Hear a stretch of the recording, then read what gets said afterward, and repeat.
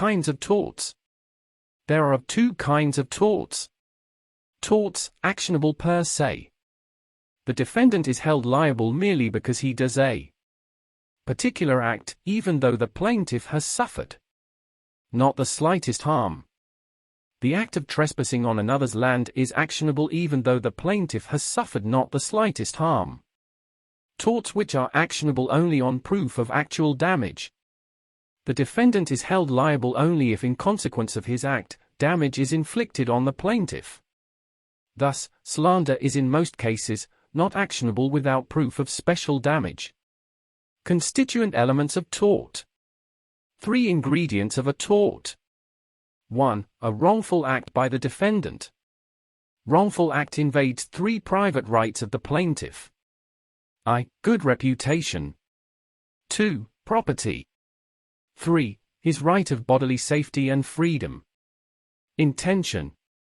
A thing which is not a legal injury or wrong is not made actionable by being done with a bad intent. It is no defense to an action in tort for the wrongdoer to plead that he did not intend to cause damage if damage has resulted owing to an act or omission on his part which is actively the effect of his violation. Gill v. Swan. The defendant, a balloonist, came down in plaintiff's garden. A crowd of people broke into the garden and considerable damage was done both by the balloonist and the crown. Held defendant was liable. Wilkinson v. Downton. The defendant played joke by falsely representing to the plaintiff that her husband had met with serious accident whereby both his legs were broken. The plaintiff suffered a severe nervous shock. She fell seriously ill, her hair turned white and she was for some time in great danger of her life. In suit for damages for nervous shock, the question arose whether the defendant could be exonerated from liability on the ground that he had intended only a practical joke and never intended the consequences of his act. Held the defendant could not escape from liability, plaintiff was awarded. Negligence. What is negligence? Baron Alderson, omission to do something which a reasonable man, guided upon those considerations which ordinarily regulate the conduct of human affairs, would not do. Donahue v. Stevenson, 1932, AC 562. Facts. In the Court of Session, the appellant, who was a shop assistant, sought to recover damages from the respondent, who was a manufacturer of aerated waters, for injuries she suffered as a result of consuming part of the contents of a bottle of ginger beer which had been manufactured by the respondent, and which contained the decomposed remains of a snail. In consequence of the impurities she had already consumed, the appellant suffered from shock and severe gastroenteritis.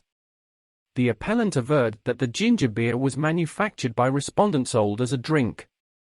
It was bottled and labeled by him with a label bearing his name, that the bottles were sealed with metal cut by respondent. Further averred it was the duty of the respondent to provide a system of working his business which would not allow snails to get into his ginger beer bottles. It was his duty to provide an efficient system of inspection of the bottles before the ginger beer was filled into them. That he had failed in both these duties and had so caused the accident. Holding, Lord Atke, Thankerton and Macmillan. The manufacturer of an article of food, medicine or the like, sold by him to a distributor in circumstances which prevent the distributor or the ultimate purchaser, or consumer from discovering by inspection any defect, is under a legal duty to the ultimate purchaser or consumer to take reasonable care that the article is free from defect likely to cause injury to health. Elements of the tort of negligence. 1. The existence of a duty to conform to a specific standard of conduct. The plaintiff must prove the existence of a duty on the part of the defendant that requires from him to conform to a specific standard of conduct for the protection of the plaintiff against an unreasonable risk of injury. 2. There has been a breach of that duty by the defendant. The plaintiff must show that there has been a negligent breach of that duty by the defendant. 3. The breach of that duty by the defendant is the proximate cause of the injury to the plaintiff.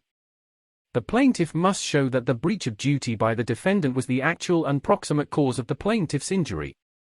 4. The breach of that duty by the defendant has caused actual damage to the plaintiff's person or property. The plaintiff must prove that there has been actual damage to the plaintiff's person or property. Duty of care and standard of care. 1. General duty of care. A general duty of care is imposed on all human activity. When a person engages in an activity, he is under a legal duty to act as an ordinary, prudent, reasonable person. It is presumed that an ordinary, prudent, reasonable person will take precautions against creating unreasonable risks of injury to other persons.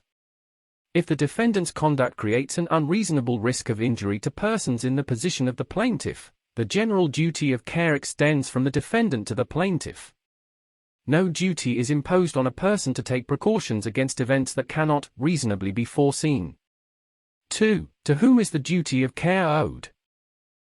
General rule, foreseeable plaintiffs only. The general rule is that plaintiffs in negligence can only be those persons who are foreseeable plaintiffs. This is what is called the neighbor test, on the basis of the case above. 2. The problem of the unforeseeable plaintiff. The problem, a second plaintiff.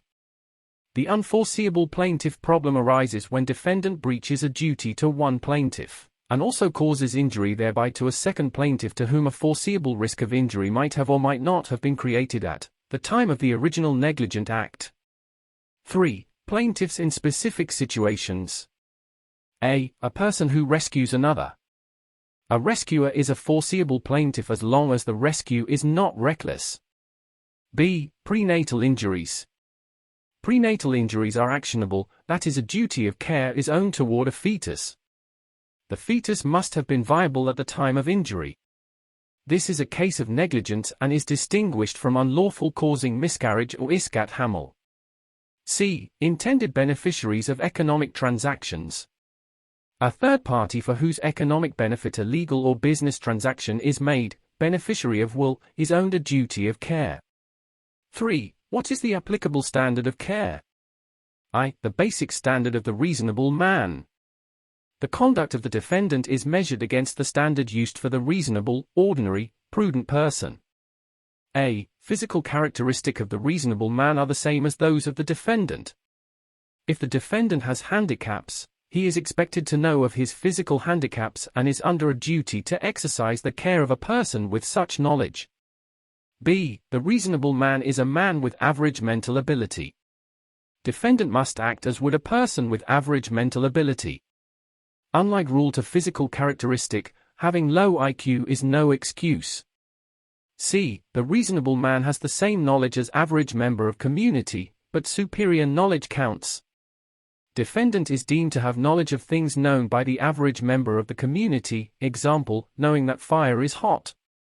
2. Particular standards of conduct in different situations. Professionals, such as doctors, lawyers, etc. B. Children. Minimum age for capacity to be negligent. The standard for mental maturity in PPC may be useful. Children engaged in adult activities. A child is required to conform to the same standard of care as an adult in such an activity. C. Common carriers and innkeepers. They required to exercise a very high degree of care toward their passengers and guests. D. Automobile driver to guest. Kareem, taxi driver. E. Bailment duties. Where the bailment is for the sole benefit of the bailee, the bailer need only inform the bailee of known dangerous defects in the chattel.